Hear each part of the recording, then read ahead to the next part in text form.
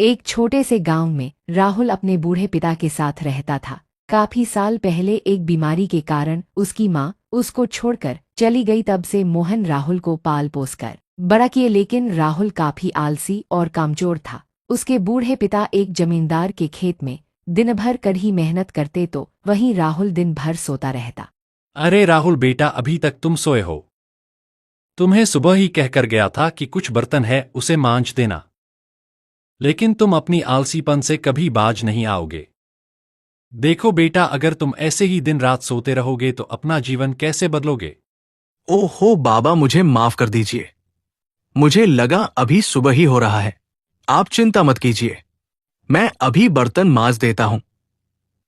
आप खाना खाकर जमींदार के खेतों में काम करने चले जाइए, वरना वो खामोखा गुस्सा करने लगेंगे।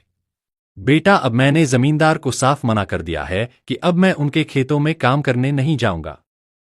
देखो बेटा, अगर मेरा शरीर जवाब ना दिया होता तो मैं कभी तुम्हें काम करने को ना बोलता, लेकिन अब मेरी हड्डियों में उतनी जान नहीं बची कि खेत में काम करके घर का गुजारा चला सकूं। अब जो करना है तुम्हें ही करना है। पिताजी, आप साफ साफ ये बोलिए ना कि आपको आलसी बेटा पसंद नहीं है। झूठ क्यों बोल रहे हो कि आपकी हड्डियों में जान नहीं है?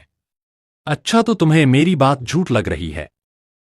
अरे नालायक, अभी तुम घर में रहते हो तो क्या पता, गांव में निकल कर देखो कितना ताना सुनने को मिलता है। सभी लोग कहते हैं कि निकम्मा बेटा पाल कर रखा है, लेकिन तुम्हें क्या, बस आराम से सोए रहते हो।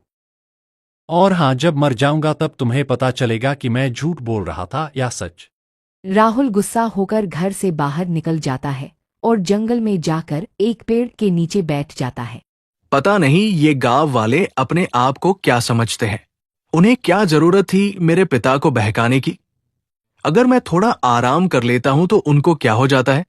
लेकिन कोई बात नहीं, मैं भी एक दिन ऐसा काम करूंगा कि सारे गांव वाले मेरी तारीफ करने से पीछे नहीं हटेंगे। लेकिन अभी मुझे थकावट महसूस हो रही है, थोड़ा आराम कर लेता हूं। राहुल इतना कहकर वहीं सो जाता है। तभी वहीं से एक बाबा गुजरते हैं और राहुल को सोता देखकर उसे कहते हैं, अरे क्या मूर्ख इंसान है, तुम्हें कोई काम नहीं है क्या? देखने में नौजवान और हट्ठे कट्ठे लग रहे हो, लेकिन काम आलसियों वाला कर रहे हो। पंडित जी की बात सुनकर राहुल का आंख खुल जाता है और वह खड़ा होकर उनसे कहता है, अरे बाबा, आपको क्या दिक्कत है? एक तो घर पर पिताजी सोने नहीं देते, और जब जंगल में आकर एक सुकून का सांस ले रहा हूं, उसमें भी आप अड़चन डाल रहे हैं। देखो बेटा, मैं तुम्हारा कोई दुश्मन नहीं हूं। तुम गलत रास्ते पर चल रहे हो, इसलिए तुम्हें खबरदार करने आया हूं। तुम्हें शायद मालूम नहीं कि तुम पर कितना बड़ा मुसीबत आने वाला है। अगर समय रहते समझ गए तो ठीक, नहीं तो मुसीबत का सामना करने के लिए तैयार रहना। अरे जाओ जाओ बाबा, मैं अपनी हालत खुद सुधार लूंगा। सभी गांव के लोग मुझे ही गलत ठहरा रहे हैं, कोई मेरा साथ नहीं दे रहा, और अब आप भी मुझे डराने लगे। अच्छा ठीक है बेटा, मैं जाता हूं, लेकिन जाते जाते इतना जरूर कहूंगा कि तुम्हारे सर पर मुसीबत का पहाड़ खड़ा है, उसे गिरते टाइम नहीं लगेगा। इतना कहकर बाबा वहां से चले जाते हैं। राहुल के मन में एक डर पनप गया था। उसे समझ नहीं आ रहा था कि बाबा उसे क्या समझाना चाहते थे, लेकिन फिर वह उनके बातों को नजरअंदाज कर देता है और वहीं सो जाता है। देखते ही देखते शाम हो जाती है और राहुल अपने घर की ओर निकल जाता है। बेटा, आज भी तुम्हें काम नहीं मिला और खाली हाथ घर वापस आ गए।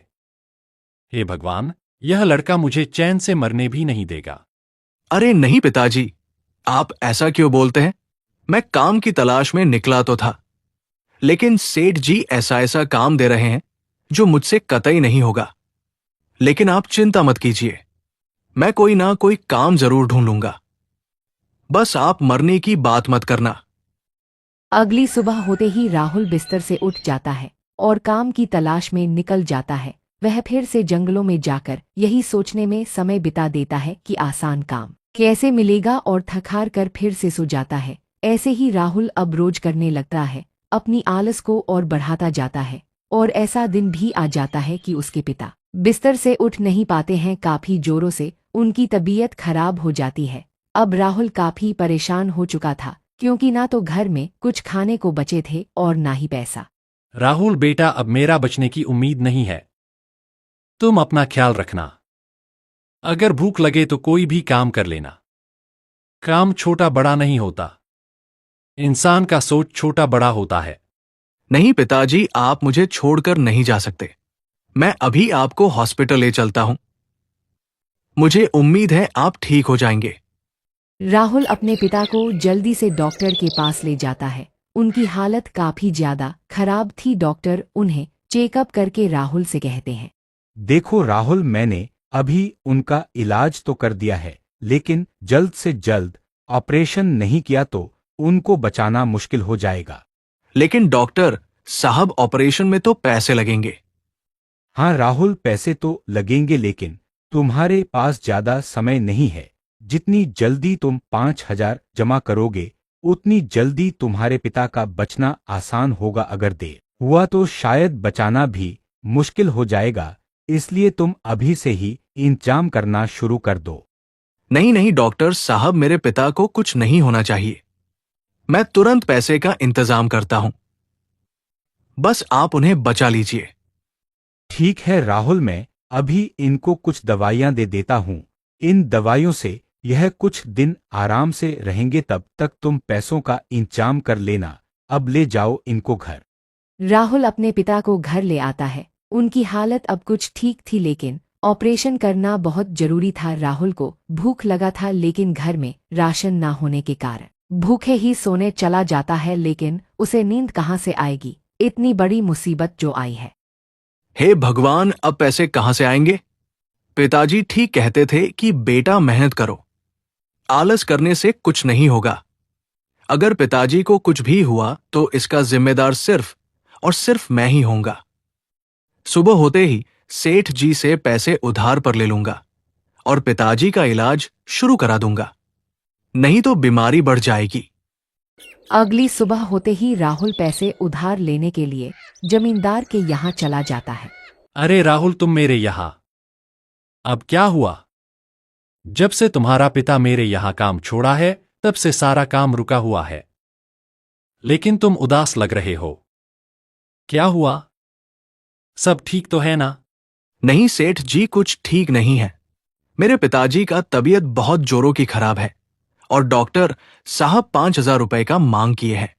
लेकिन हम गरीब आदमी इतने कम समय में इतना ज्यादा पैसा कहां से लाएंगे? आप तो एक जमींदार हैं और मेरे पिता आपके यहां काफी सालों से काम किए हैं। आप उनकी मदद कर दीजिए सेठ जी। अब उनकी जान आपके हाथों में है। क्या 5,000 रुपए दे सकते हो? अरे राहुल, लगता है तुम्हारा दिमाग खराब हो गया है। अब तुम्हारा बाप बूढ़ा हो चुका है और जो घोड़ा लंगड़ा हो जाए उस पर कभी पैसा नहीं लगाना चाहिए। अब तुम्हारे पिता से मुझे कोई उम्मीद भी नहीं।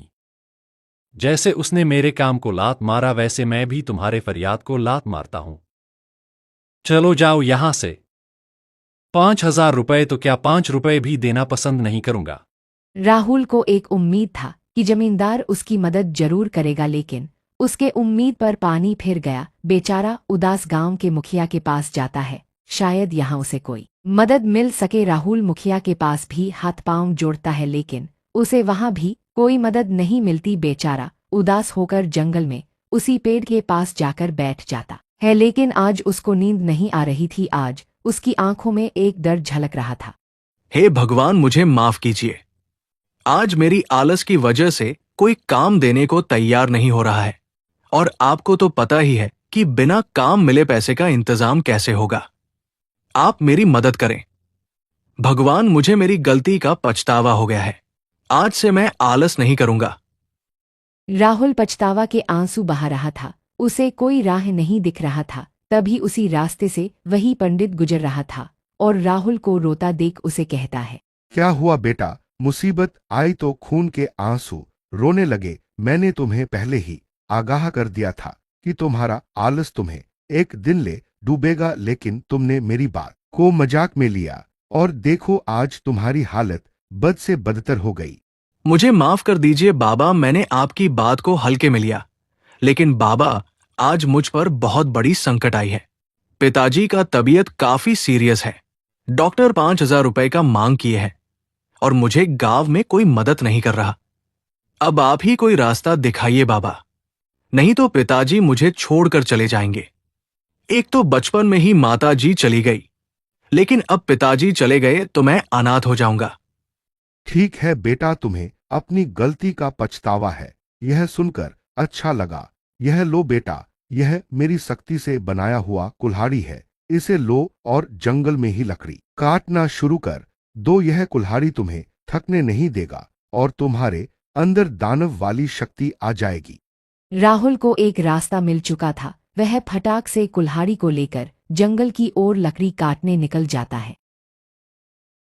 राहुल देखते ही देखते काफी ज्यादा लकड़ी काट लेता है और उसे बाजार में बेचने निकल जाता है।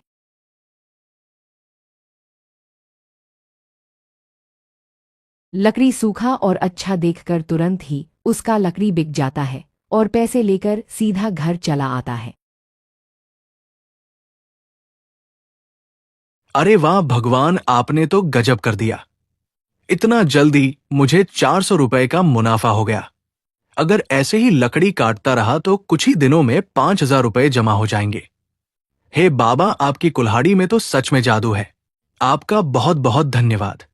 अगले दिन होते ही राहुल जोर शोर से काम करने लगता है ताकि जल्द से जल्द अपने पिता का इलाज शुरू करा सके। राहुल को जानवरों की तरह मेहनत करते देख गांव वाले भी दंग रह जाते हैं। इस तरह राहुल कुछ ही दिनों में 4,500 इकट्ठा कर लेता है।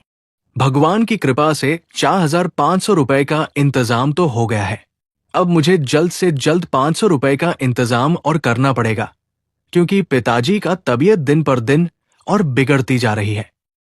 राहुल अपने पिता के पास जाता है तो देखता है कि उनकी तबीयत पहले से काफी ज्यादा बिगड़ चुकी है। दवाइयां भी खत्म हो चुकी थी। अगर जल्द से जल्द डॉक्टर के पास ना लेगा गया तो बचना मुश्किल हो जाएगा। हे भगवान, पिताजी का तबीयत तो बिगड़ती जा रही है, दवाइयां भी खत्म हो चुकी है। अभी मुझे थोड़ा और वक्त दे दो भगवान। 500 रुपए का इंतजाम करना है। एक काम करता हूं, फिर से जमींदार साहब के पास जाता हूं। इस बार वो मुझे मना नहीं करेंगे।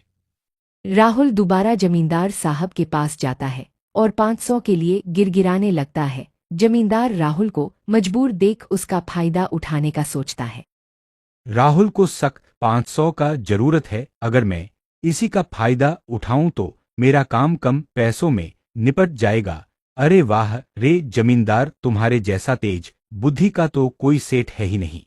ठीक है राहुल, मैं तुम्हें 500 नहीं बल्कि पूरे 5,000 देता हूं, लेकिन हाँ, तुम्हें मेरा एक काम करना होगा। तुम्हें मेरा 10 कट्ठे का खेत जोतना होगा। बोलो क्या तुम यह काम करोगे? ठीक है मालिक, अगर आपका ये काम करने से मेरे पिताजी का इलाज हो सकता है और वो बच सकते हैं, तो मैं ये काम पूरी मेहनत और लगन से करूंगा। एक भी शिकायत का मौका नहीं दूंगा। राहुल जल्द से जल्द 500 इकट्ठा करना चाहता था। वह बिना रुके खेत में हल लेकर चला जाता है और राहुल दिल लगाकर मेहनत करता है। उसे यकीन था कि भगवान उसका साथ जरूर देंगे। शाम हो जाती है और 10 कट्ठा जमीन राहुल जोत देता है। वह सेठ के पास जाता है और अपनी मेहनत का पैसा मांगता है। सेठ जी, आपके कहे अनुसार खेत की जुताई खत्म हो गई। अब आप अपना वादा पूरा करें, मुझे मेरे पैसे दे दें ताकि कल अपने पिताजी का इलाज शुरू करा सकूं। वाह राहुल वाह, एक दिन था जब तुम अपना आलस छोड़ना नहीं चाहते थे और आज देखो तुम पर मुसीबत आई तो कैसे अपने आप आलस छूट गई। ये लो तुम अपने पैसे और जल्द से जल्द अपने पिताजी का इलाज शुरू कराओ। अगले दिन ही राहुल अपने पिता को हॉस्पिटल में एडमिट कर देता है। पैसे पूरे होने के कारण उनका इलाज भी जल्द से जल्द हो जाता है। ऐसे ही कुछ दिन बीत जाता है और भानु के पिता बिल्कुल ठीक हो जाते हैं। अरे वाह बेटा, आज मुझे तुम पर गर्व हो रहा है कि तुम मेरा बेटा हो। मुझे तो कोई उम्मीद नहीं थी कि मैं बचूंगा, लेकिन तुमने कड़ी मेहनत की, डॉक्टर के फीस चुकाए और मुझे एक नया जीवन दान दी। मैं बहुत खुश हूं बेटा। ऐसे ही मेहनत करते रहो और खुश रहो मेरे लाल। ऐसे ही एक दिन राहुल जंगल में लकड़ी काटने निकलता है